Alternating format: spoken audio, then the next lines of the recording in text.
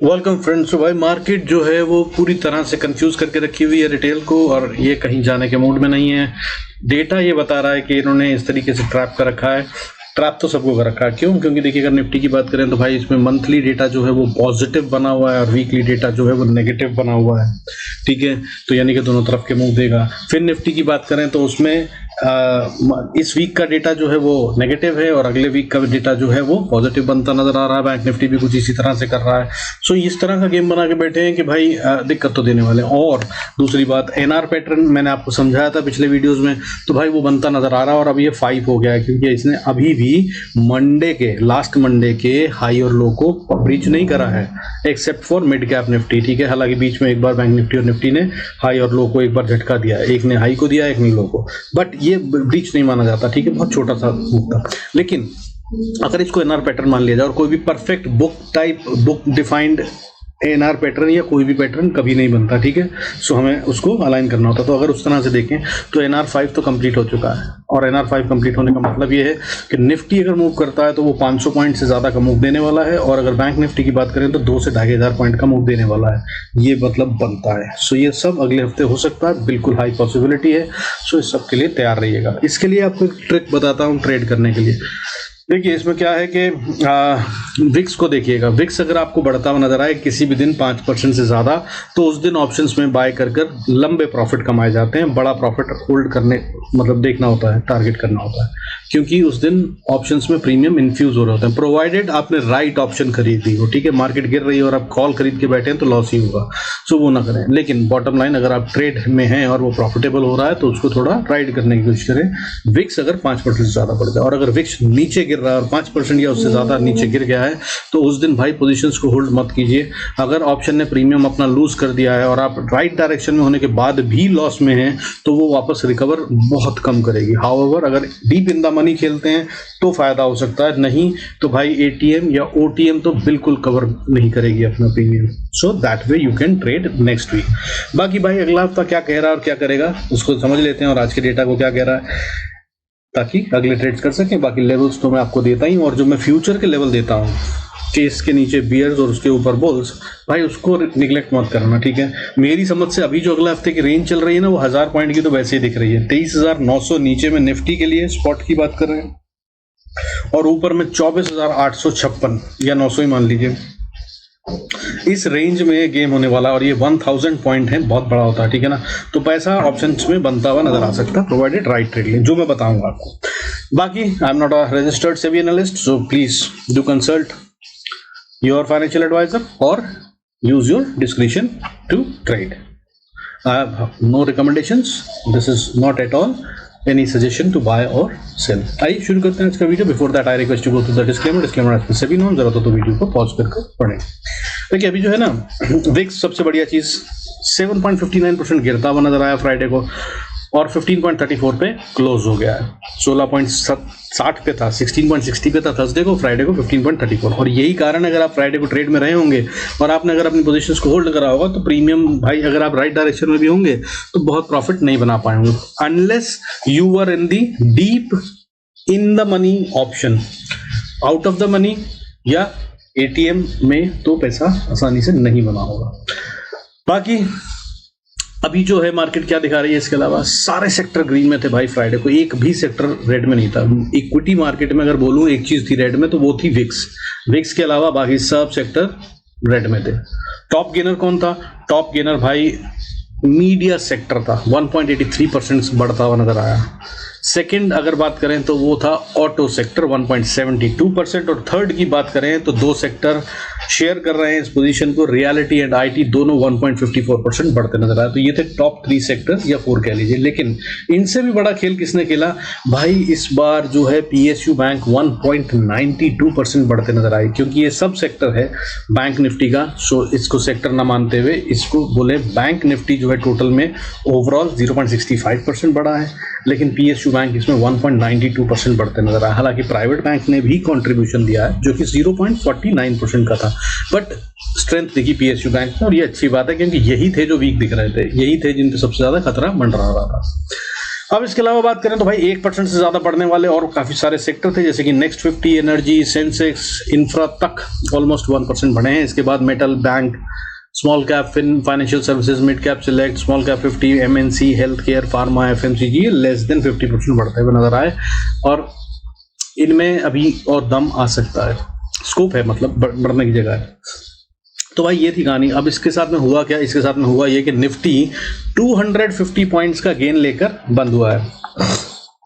250 points का gain अच्छा खासा गेन होता है, लेकिन इसने कल क्या करा था, कल भाई गिरा था ये 180 पॉइंट्स, आज बढ़ गया 250 पॉइंट। अब जिस दिन 180 पॉइंट्स गिरा था उससे एक दिन पहले 300 पॉइंट बढ़ा था, उसमें से 180 पॉइंट शेड करे थे। तो ये माल चिपकाने के सार होते हैं, क्योंकि खरीद रहे हैं तो ये बड़ा खरीद रहे हैं और मार्केट बढ़ रही है। दूसरा एक भाई मेरे को एफआईएस के डेटा में और डीआईएस के डेटा में खेल दिख रहा है, जिसके तहत में मार्केट गिरती हुई तो मुझे नहीं नजर आ रही। हालांकि आपको सब जगह पे यही दिखाया जा रहा होगा कि गिर रही है, बट भाई मैंने देखो थर्सडे को आपको बताया था कि पलट सकती है, जो हुआ है फ्राइडे को। अभी मैं क्या बोल रहा हूँ कि मार्केट में गिरावट है, बिल्कुल है, और इस समय पे अगर आप सावधान रहें, न्यू बाइंग के लिए टाइम नहीं है, क्योंकि इस समय ये अपने जो निकलना है उन शेयरों को चिपका रहे हैं और जिन शेयरों को इन्हें रखना है वो आपसे निकलवा रहे हैं। उसके लिए ये शेयर को गिराते हैं, आप डरते हैं और बेचते हैं, और जिन शेयरों को आप बढ़ता हुआ देख के खरीदते हैं वो थोड़े दिन बाद गिरने लगते हैं। सो इस टाइम पे नई बाइंग मत कीजिए अगर आप इन्वेस्टर हैं, मेरी समझ से। बाकी भाई I am not a financial advisor registered by SEBI, so please consult your financial advisor. इसके अलावा खैर अभी खेल बात करते हैं। देखिए निफ्टी जो है 24,367 67 पे बंद हुआ है, 367, और 1.04% का गेन है। 108 पॉइंट की रेंज में मूव हुआ है। हालांकि अगर ये बात करें 250 पॉइंट बढ़ गया, बट ये फ्राइडे को स्क्वीज रहा कितना, सिर्फ 100 पॉइंट्स की रेंज में। और यही इंपैक्ट होता है जब मैंने आपको बताया विक्स गिरता है। फ्राइडे को 7.59% विक्स गिरा मैंने बताया आपको, और फ्राइडे को रेंज रही 108 पॉइंट, जबकि ओवरऑल गेन रहा 250 पॉइंट्स। लो क्या हमारा 24,311 का और हाई क्या हमारा 419 का।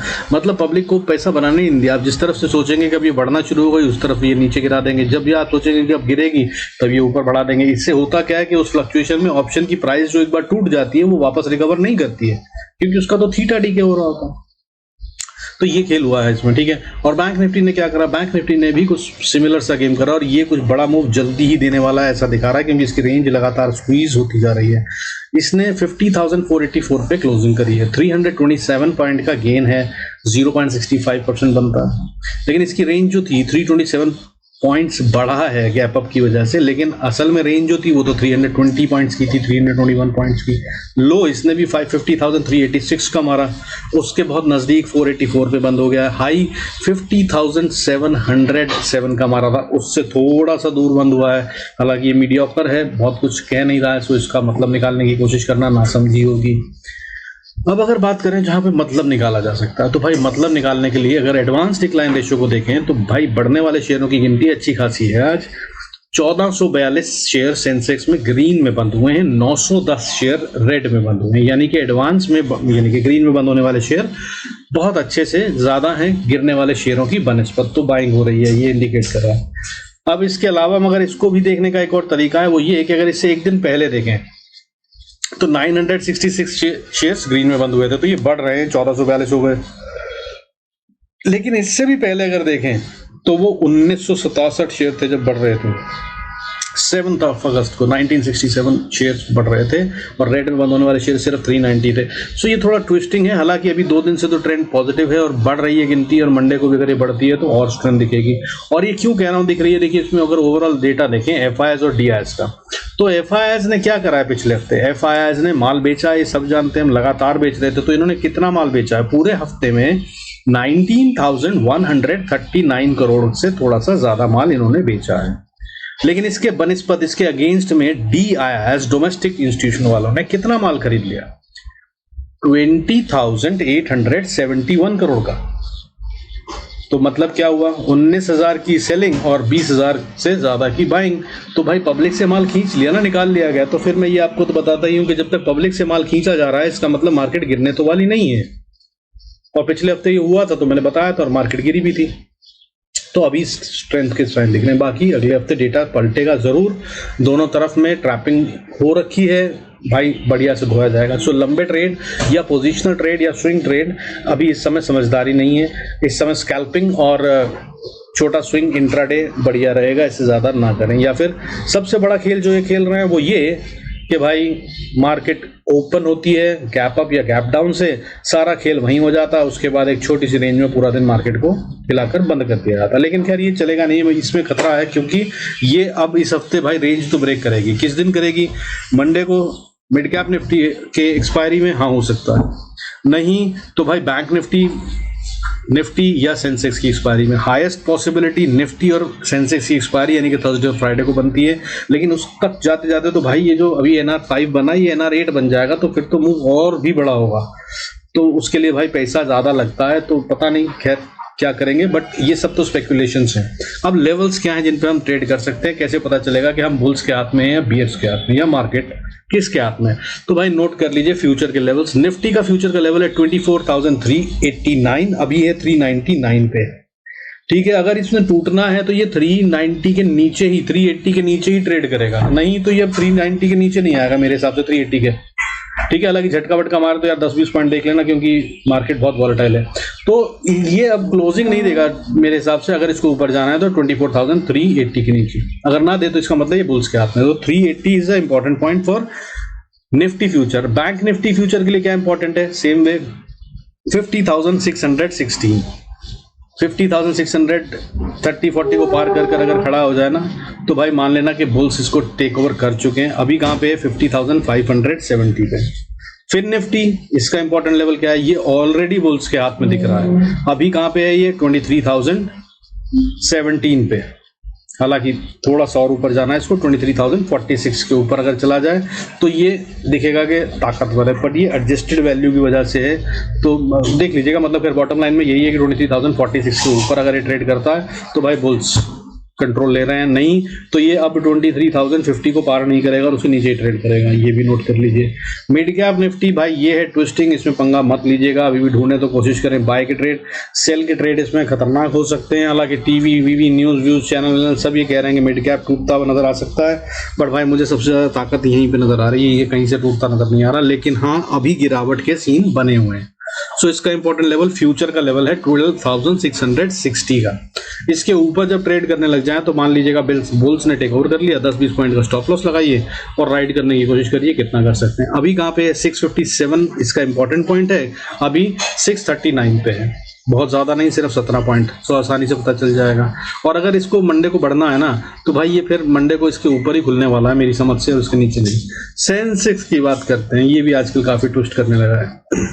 79,888 का लेवल है इसका क्रिटिकल लेवल फ्यूचर का।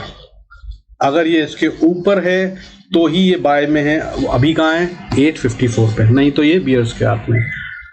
चलिए अब क्विकली मैं आपको एनआर पैटर्न दिखा दूं चार्ट पे भाई, और क्विकली फिर लेवल्स बता दूंगा, उनको नोट कर लीजिएगा अगले हफ्ते के लिए। अच्छा शेयर की बात करी थी तो एमपीएस वो भी देख लेते हैं भाई। एमपीएस लिमिटेड भाई देखिए ये है शेयर, इसने बहुत अच्छे से पैटर्न्स बनाए हैं और ब्रेकआउट दिया है। अभी फिर से पिछला वाला ब्रेकआउट जो था इसने वो रीटेस्ट करा है और उस लेवल को रीटेस्ट करने के बाद ये फिर ऊपर चला गया है, तो ये मजबूत दिख रहा है। एमपीएस लिमिटेड, ठीक है, ये है इसका लेवल जिसको इसने पार करा था सबसे पहले। कब करा इसने? ये था अगस्त में 2023 में, तो अगस्त के बाद इसमें चाल आती है, पैटर्न ये बता रहा है, ठीक है। उसके बाद इसका ये था रेजिस्टेंस, ठीक है, इसको इसने पार करा था नवंबर में, नवंबर दिसंबर में, वहाँ पे रीटेस्ट नहीं, सॉरी दिसंबर में पार नहीं करता था, नवंबर में इसने यहाँ पर रेजिस्टेंस खाई थी और यहाँ से गिरा था, और उसके बाद इसको पार करा जून में, 3 जून को, तो ये था ब्रेकआउट लेवल, जून को इसने ब्रेकआउट दिया। अब इसी लाइन को देखते हैं, ये मंथली चार्ट था, डेली चार्ट पे ये है, देखिए इसका लेवल जिस पे इसने ब्रेकआउट लिया था, और इसको मैं और थोड़ा छोटा करके दिखाऊंगा तो आपको सब तरफ दिखेगा। ये देखिए यहाँ पे काफी टेस्टिंग हुई, रीटेस्टिंग हुई, फेल हुआ, नीचे गया, फिर ऊपर आया, फिर बड़ी कैंडल से पार करा, और उसके बाद नीचे इसी लेवल से ऊपर रह रहा है, नहीं जा रहा, ठीक है। अब इसने क्या करा है, जो इसने पिछला हाई बनाया था जब पहली बार इसने पार करा था, तो वो ये लेवल था, इसको भी इसने अब पार करके क्लोजिंग दे दी है। इससे पहले 2, 4, 5, 6 बार गया तो था, लेकिन इसने क्लोजिंग नहीं दी थी, ठीक है। अब इसने इसके ऊपर क्लोजिंग दी और वो कैंडल भी आप देख लीजिए क्या सुपर कैंडल दिख रही है, तो भाई मोटा पैसा लगा और ये और ऊपर जाता हुआ नजर आ सकता है। तो अभी कहाँ पे है? 2196। तो भाई इसमें अगर आप समझदारी समझें, आपको ठीक लगे तो बाय का ट्रेड ले सकते हैं। हाउएवर मेरे हिसाब से बहुत ज़्यादा बड़ा ट्रेड या लॉन्ग टर्म इन्वेस्टर्स के लिए नहीं है, बट अभी 2196 पे है और ये 2272 तक जाता हुआ मुझे दिख रहा है जल्दी ही। और यहाँ पर ये क्या करेगा और उसके हिसाब से फिर क्या कहानी बनाता है वो देखना होगा, क्योंकि जो मैंने आपको बताया चाल जो चलते हैं वो ये चलता है शेयर के। एक बार जब वो ब्रेकआउट देता है जहाँ पे दिया, फिर ये ऊपर आता है, नीचे के लेवल को रीटेस्ट करता है, फिर उसके बाद जब वो ब्रेकआउट देता है तब वो बड़ा ब्रेकआउट होता है। तो इसने अब ये ब्रेकआउट दे दिया है, तो अब इसको आइडली ऊपर जाकर थोड़ा सा आकर नीचे इस लेवल को या इसके आसपास थोड़ा ट्रेड कर कंसोलिडेट करके फिर बड़ा मूव देना है। बट ये उससे पहले 272 तक जाता हुआ नजर आ सकता है। सो भाई ये हो गया शेयर, आपने देख लिया। अब बात कर लेते हैं इंडेक्सेस की। इंडेक्सेस में भाई मंडे को है मिड कैप निफ्टी, उसकी बात कर लेंगे, पर उससे पहले ये है भाई एनआर पैटर्न। ये देखिए ये है मंडे का हाई यहाँ पर, ठीक है, निफ्टी के अंदर हम बात कर रहे हैं, और ये है लो इसका फ्यूचर्स की, देख लीजिए ये फ्यूचर है निफ्टी का। और ऐसे ही बैंक निफ्टी और फिर निफ्टी में भी बना हुआ है। मिड कैप निफ्टी तोड़ चुका है। सो मिड कैप निफ्टी में एनआर पैटर्न नहीं बन रहा है, बाकी सब जगह बन रहा है। तो यहाँ तक आपको समझ में आ गई है कि मैंने शुरू में समझा ही दिया आपको। अब इसके बाद चलते हैं भाई लेवल्स इंपॉर्टेंट क्या है। अब हम जो बात कर रहे हैं ये फ्यूचर की नहीं है, ये इंडेक्स की बात है। सो इंडेक्स में देखिएगा, ठीक है, स्पॉट के लेवल्स हैं। तो 24,130 का स्पॉट का लेवल बनता है निफ्टी का, इसके ऊपर है जब तब तक भाई बाय ऑन डिप्स का कहानी देखिएगा, इसमें अभी फिलहाल कमजोर नहीं है। इसके ऊपर अगली सपोर्ट जो बनती है 24,250, इसको आके शायद ये टच करेगा और फिर ऊपर जाएगा, अभी 363 पे है। लेकिन अगर जहाँ पे है वहीं से बढ़ना शुरू करता है तो इसके लेवल्स क्या होंगे? तो भाई इसके लेवल्स ये होंगे कि सबसे पहले ऊपर जाएगा तो रेजिस्टेंस फेस करेगा, एक स्ट्रॉन्ग एंड स्टिफ रेजिस्टेंस 24,470 से 500 का लेवल लगा लीजिए। इसको पार करने के लिए पैसा लगेगा, और अगर ये पार कर लिया तो फिर ये अगला लेवल 24,585 और उसके ऊपर 24,714 से 850, ये है वो रेजिस्टेंस लेवल जहां पर भाई बहुत दिक्कत है। प्रॉफिट बुकिंग बार बार आ रही है, सेलर बैठे हैं, तो इसको पार कर ले और क्लोजिंग दे देगा तब थोड़ा और अगले मूव की बात होगी। अदरवाइज यहाँ तक का गेम है और यहाँ से ये रिवर्सल भी ले सकता है कहीं से भी, 24,850 से 715 का लेवल। मगर अगर ये नीचे आता है तो क्या करना है? तो अगले हफ्ते के लिए कहानी है, मंडे से ही शुरू होती है। 325 की पहली सपोर्ट है नीचे की तरफ, 360-70 पे है अभी ये 325 के बाद फिर 235 और 235 के बाद बहुत स्ट्रॉन्ग सपोर्ट बनती है 24,160 से 24,094, 24,094 या 90 मान लीजिए। यहाँ पे भाई वापस बाउंस बैक अपवर्ड साइड में बहुत हाई चांसेस हैं कि मूव करे। मैंने यहाँ पे एक ट्रेंड लाइन खींची हुई थी भाई, उसके हिसाब से ये ऊपर पार कर गया है। अगर आप भी देखना चाहें तो आप देख सकते हैं, लेकिन ये बेसिस ऑन द क्लोजिंग है। तो ये है भाई, ये देखिए यहाँ पर यहाँ पर यहाँ पर यहाँ पर इसने कितने अच्छे से रेजिस्टेंस ली, फिर कई दिन रुका, उसके बाद फिर टच करने की कोशिश करी, फेल हुआ, फिर टच करा, फेल हुआ, फिर इसके साथ साथ चलता रहा और फाइनली ब्रेकआउट। और अब ये इसको रीटेस्ट करके और ऊपर जाने का मूड बना रहा है, ये ऐसा दिख रहा है। तो ये है भाई ट्रेंड लाइन जिसको मैं यूज़ करने की कोशिश कर रहा हूँ। अगर ये चली तो बहुत बढ़िया है, बाकी मैं टेलीग्राम पे पोस्ट कर देता हूँ ऐसे चार्ट्स आपके लिए। सो उनको आप चाहते हैं यूज़ करना तो वहाँ पर आकर कर सकते हैं। बाकी लेवल्स जो मैंने बताया उनको नोट कर लीजिएगा। और नीचे की तरफ में भाई क्रिटिकल हफ्ते के लिए लेवल मैंने बता दिया आपको, शुरू में सुन लीजिएगा। 23,900 का लेवल बनता है मेरे हिसाब से, उसके नीचे नहीं जाना चाहिए, ठीक है। उसके नीचे गया तो फिर ये एक नई डाउन साइड की रैली शुरू कर देगा जो लंबी हो सकती है अगले हफ्ते, ठीक है। और वो फिर आगे 23,300, 23,800 और इनफैक्ट नीचे में 22,900 तक के लेवल को टेस्ट करती हुई नजर आ सकती है, अगर ऐसा हुआ तो। ऐसा है नहीं, और होगा तो बता ही दूंगा आपको। बाकी बैंक निफ्टी की बात कर लेते हैं। बैंक निफ्टी के जो लेवल्स बनते हैं जहां पे ये है अभी, वो है 50,485 के आसपास। तो भाई जब तक ये 50,150 को ना तोड़ दे तब तक ये बाय ऑन डिप्स की कहानी बता रहा है, और यहाँ पर ये आएगा ऐसा बोल रहा है। 50,150 का लेवल बोल रहा हूँ मैं, और ये इसको यहाँ पे आके अगर तोड़ देता है तो ये नीचे चल पड़ा है, नहीं तो ये ऊपर वापस जाएगा यहीं से। और अगर ये जहाँ पे है वहां से ऊपर जाता है तो क्या होंगे लेवल्स? अब ये कहानी बैंक निफ्टी की पॉइंट इंपॉर्टेंट समझ में आ गया। अगला लेवल भाई मेरी समझ से अभी 50,486 पे है। अगर ये पार करता है इसको तो 50,660 या 700 का लेवल है भाई। इसको पार करके इसको घंटा भर कम से कम ट्रेड करना होगा तो इसमें ताकत आएगी, नहीं तो ये यहाँ पर पलट के नीचे जाएगा, या फिर ये यहीं तक रह जाए रेंज में। अगर ये फिर से रखेंगे कल रेंज में, ताकि ट्यूसडे को फिर निफ्टी या वेडनेसडे को बैंक निफ्टी की एक्सपायरी में खेल सके, तो ये रेंज है। और अगर इसको पार कर लेते हैं तो फिर एक स्ट्रॉन्ग रेजिस्टेंस ऊपर आती है 50,900 और उसके बाद अगली स्टिफ रेजिस्टेंस 51,020। ये दो लेवल के बीच में हो सकता है फिर से नेक्स्ट रेंज बनाए और ये ट्रैपिंग करे और फिर उसके बाद अगला गेम शुरू करे। हाउएवर अगर इसको भी पार करके ऊपर जाता है तो 51,278 एंड 51,780 और उस 780 से लेकर 960-70 का एरिया वो एरिया है जहां पर बैठे हैं सेलर्स प्रॉफिट बुकिंग के लिए। और इसको पार कर लिया तो फिर बुल्स पूरी तरह से ड्राइविंग फुल स्पीड हो जाएंगे और फिर ये बैंक निफ्टी जो है अगले ही हफ्ते 52,600 को पार करता नजर आएगा और 52,600 पे जाकर ये जो करेगा वो बहुत इंपॉर्टेंट होगा। वहां पे गेम नया बनेगा और चेंज होगा। वहां पे उम्मीद है कि वो प्रॉफिट बुकिंग होगी क्योंकि कुछ तरह से वो इंपॉर्टेंट क्रिटिकल लेवल बनता है। नीचे मैंने आपको बताया उसको देख लेते हैं। देखिए नीचे अगर ये आना चाहता है तो मैंने बताया आपको पहला सपोर्ट, हालांकि मैंने स्ट्रॉन्ग सपोर्ट बताया 50,160, लेकिन जहां पे है वहीं से अगर आप बेचते हैं तो पहले छोटी सी सपोर्ट 300, फिर दूसरी सपोर्ट 160 और फिर तीसरी सपोर्ट 49,967। और मैंने जो इंपॉर्टेंट लेवल बताया ना आपको 50,150, तो यहाँ पर आए और झटका मार के नीचे अगर बात करें तो 960-70 तक आ सकता है। बिग बने सेम 15 मिनट 5 मिनट की कैंडल और ऊपर ले जाए तो बहुत अच्छा है, तब भी गेम ओके है। लेकिन अगर ये तोड़ के नीचे चलने लगा तो फिर खतरा। और अगला लेवल बनता है 49,650 और उसके बाद फिर 49,368, फिर उसके बाद 49,100 और उसके बाद फिर 48,792 और उसके बाद है स्ट्रॉन्ग सपोर्ट कहाँ पे बायर्स बैठे होंगे 48,640 से 544 के लेवल में। अब बात कर लेते हैं भाई फटाफट से फिर निफ्टी की। फिर निफ्टी की अगर हम बात करें तो फिर निफ्टी बैंक निफ्टी के साथ चल रहा है। सीधा लेवल्स नोट कर लीजिए, गेम सेम टू सेम है। ऊपर की तरफ में अगर ये जहां पे है वो है 22,983, ऊपर में पहली रेजिस्टेंस 23,100 पे बनती है और नीचे में पहली रेजिस्टेंस 22,840 पे। और ये रेंज के अंदर में ये खेल सकता है, इसको ब्रेक करेगा तो ये फिर गेम बड़ा होगा दोनों में से किसी की तरफ। अगर कर ले तो क्या होगा, तो पहले ऊपर की बात कर लेते हैं।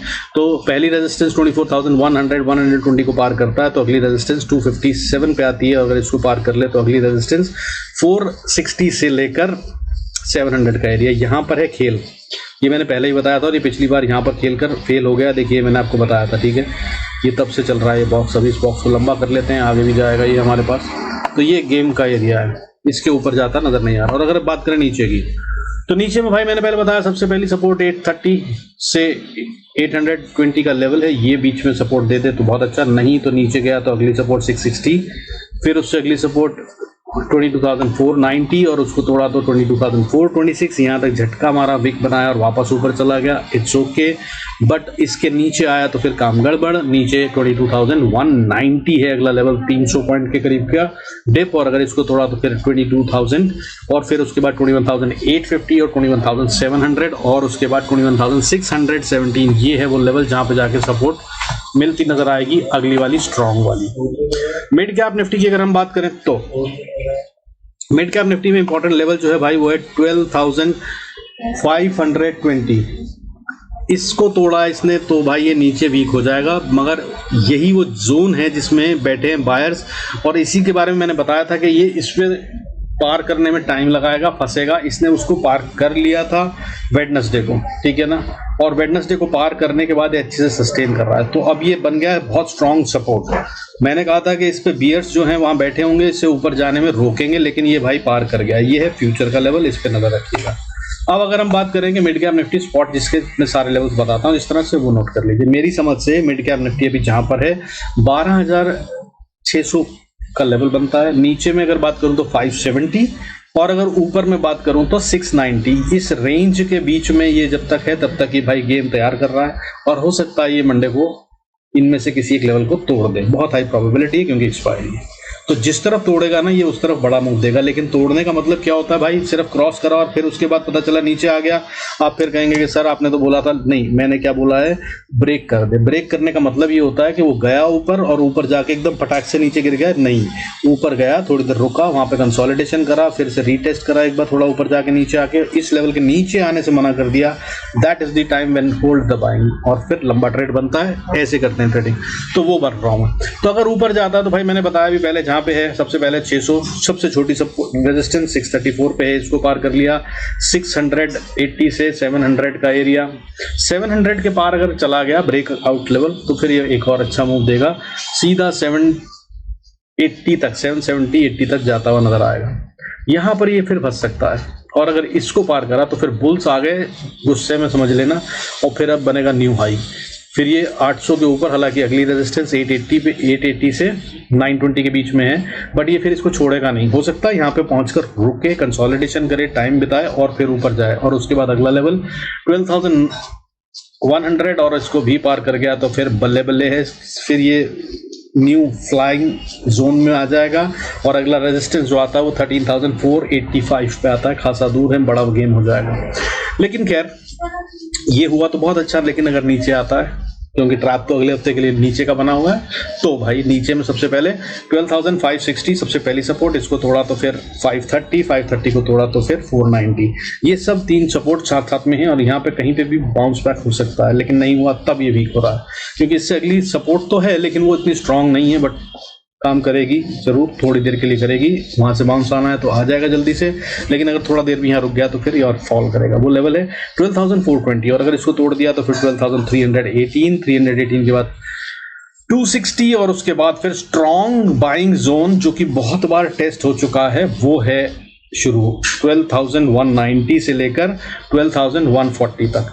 इस एरिया में भाई अब की बार आएंगे तो शायद बच ना पाए, हाउएवर अगर आए तो एकदम से पार नहीं होगा, लेकिन अगर इसको पार करे या झटका मार के नीचे चला जाए और आप सोचें कि हो गया और आपको ट्रैप करना है, तो ये यहाँ पे झटका मारेंगे नीचे 12,080 तक, और यहाँ से फिर वापस बाउंस बैक कर जाए, ये भी हो सकता है। लेकिन अगर इसको भी तोड़ दिया और नहीं रुका तब भाई ये फिर नीचे जा रहा है लंबा वाला।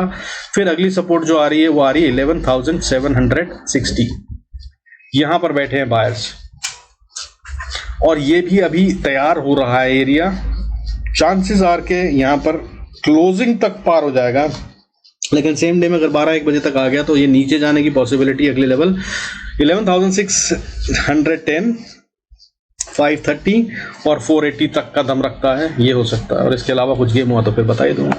बाकी भाई सेंसेक्स के अंदर में कोई खास बड़ा डिफरेंस है नहीं, लेकिन थोड़ा वीक होता हुआ नजर आ रहा है। ये अच्छा नहीं लग रहा है मुझे कि इसका वीक होना, क्योंकि सेंसेक्स मतलब सारे के सारे पूरी कंप्लीट स्टॉक मार्केट को रिप्रेजेंट करता है, जहां कहीं भी कुछ भी हो उसका इम्पैक्ट यहाँ जरूर आता है। तो इसमें मगर जो बड़ी अच्छी बात है वो ये है कि भाई देखिए इन्होंने छोड़ रखा है गैप, इस गैप को ये फिल करने की कोशिश कर सकता है। देखिए यहाँ पे गैप से डाउन हुआ नीचे, फिर और बड़े गैप डाउन से हुआ नीचे, और अब उसके बाद ये कंसोलिडेशन कर रहा है, और ये भी एनआर पैटर्न बना रहा है, हाई को ब्रेक नहीं कर रहा है। जरा सा मामूली सा थोड़ा सा फ्राइडे को कर दिया था, लेकिन वो नहीं माना जाएगा, क्योंकि एनआर पैटर्न की कहानी मैंने आपको शुरू में सिखा दी है अभी, ठीक है ना, वीडियो के शुरू में जो समझाया था। According to that it can be consider as NR pattern, और अब ये किसी भी तरह बड़ा मूव करता है तो बड़ा वाला फेल होगा। तो वो रेंज क्या है इसकी 79,860 ऊपर में, और नीचे में 78,320, इसी रेंज के बीच में घूमता रहता है। ये हो सकता है तो ये भाई स्कैल्पिंग कीजिए और फायदा उठाइए, लेकिन अगर ये पार चलता है तो क्या होगा, तो ऊपर के लेवल पहले देख लेते हैं।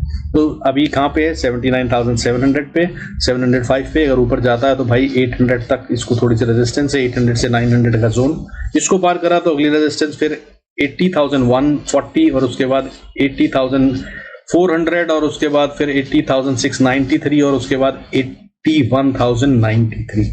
हाउएवर 81,093 पर पहुंचने से पहले इसको एक टफ जोन पार करना होगा, वो यहाँ पे ही है 80,575 के पास, ठीक है, ये 80,775 के पास। इसको पार करने में इसको दिक्कत हो सकती है। 775 से 890 का एरिया ये जोन है जहां पर प्रॉफिट बुकिंग हो सकती है, और अगर ऊपर जाते हैं तो यहाँ से धकेला जा सकता है। लेकिन इसके भी ऊपर गए तो फिर बल्ले बल्ले है और बढ़िया चलता नजर आएगा। 81,600, 82,250 एंड 500 ये सब आते हुए नजर आ सकते हैं। सो इनका इस्तेमाल करने की कोशिश कीजिएगा। बाकी नीचे अगर आता है ना तो काम गड़बड़ है, जिसके चांसेस डेटा के हिसाब से दिख रहे हैं जो ऑप्शन चेन कह रही है, लेकिन खेल होगा, ठीक है ना, और दोनों तरफ का हो सकता है। नीचे अगर आता है तो पहली सपोर्ट कहाँ है 79,600, 570 ये एरिया जिसको इसे नहीं तोड़ना है। अगर नहीं तोड़ता है तो ये भी बुल्स के हाथ में ही, तब तक भाई इसको सेल करने की सोचिएगा मत, क्योंकि ये अभी अपर रेंज में है। पिछले 3 दिन तक सेम पैटर्न देखिए, खुलता नीचे आता थोड़ी सी रिकवरी करता, खुलता नीचे आता थोड़ी सी रिकवरी करता, खुलता ऊपर नीचे आता थोड़ी रिकवरी करता, ये सीधा गैप डाउन गैप अप हो जाता।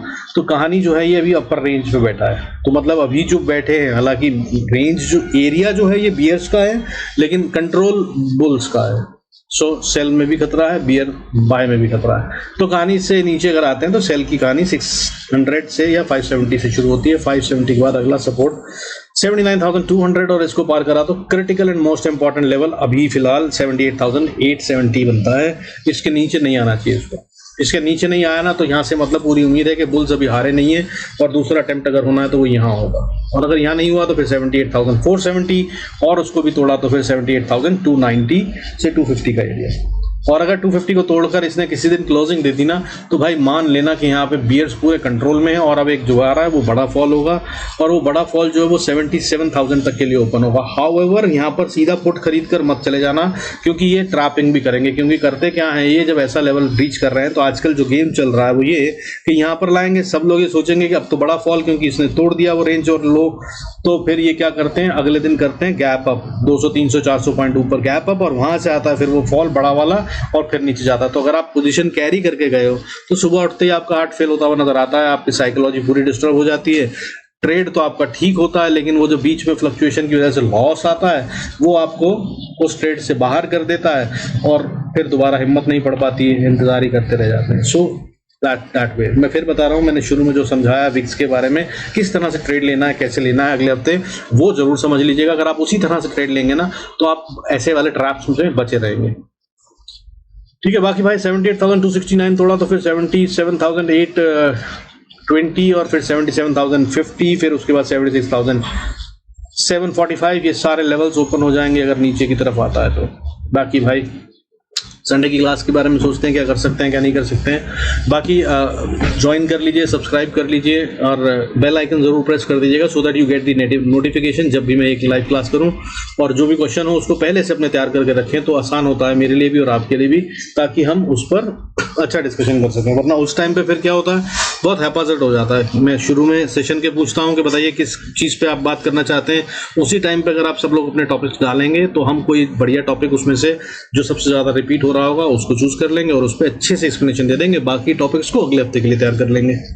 So that make it easy. Otherwise क्या होता है बीच में कोई RSI पूछ रहा है, कोई मूविंग एवरेज पूछ रहा है, कोई मैकेट पूछ रहा है, कोई फिबोनाची पूछ रहा है, तो क्या होता है फिर एक को बताओ तो वो लगता है कि किसी एक ही को बता रहा हूँ, ग्रुप को नहीं बता रहा हूँ। ठीक है, सो बाय दैट वेज प्लीज अच्छा रहेगा आपके ही फायदे के लिए। मैं तो बताने के लिए कोशिश कर रहा हूँ जितना हो सके आप लोगों की support absolutely free of cost है वो क्लास, आइए ज्वाइन कीजिए। बाकी with this I conclude this video. Thank you so much for staying connected. God bless us all. मिलते हैं नेक्स्ट वीडियो में।